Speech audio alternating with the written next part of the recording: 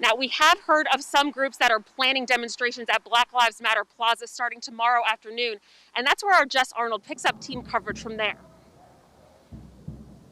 Yeah, hey Adiane. Shutdown DC, which is the ringleader of this coalition, just finished up a de-escalation training in case there are clashes with other protesters tomorrow, as well as making some signs with the overarching message to count on us. And that's what they really want everyone to get out of their demonstration tomorrow, they said, that they're in this together, they get the significance of this election, and they plan to make sure every voice is heard.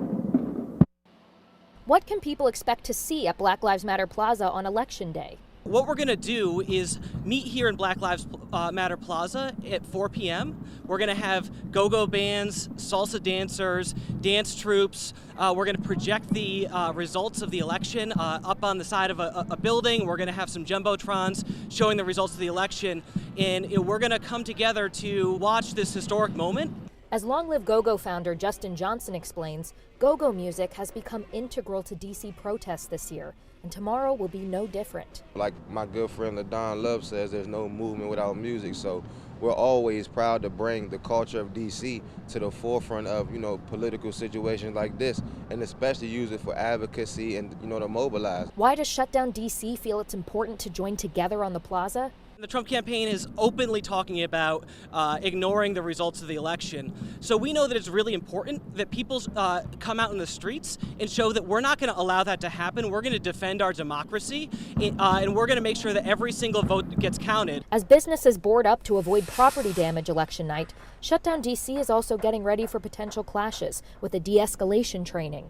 Now, what are some de-escalation tools they teach to demonstrators? We use tools like paying attention to the tone of our voice, paying attention to the posture that we're using. Some people want to talk, and we want to hear. We want to let them talk and hear them. Johnson hopes Long Live Go-Go's partnership inspires the Black and Brown community to vote first and join them in the streets later. We come from a community that have been disenfranchised with politics, so we always look to bring the culture and arts into the equation to get people more politically engaged and to also lift their voices.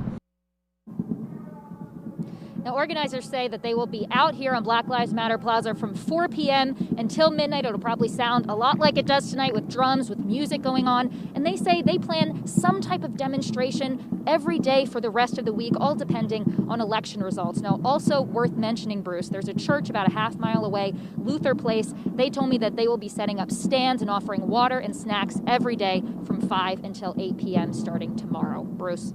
Jess, good information. Thanks a lot. I appreciate it.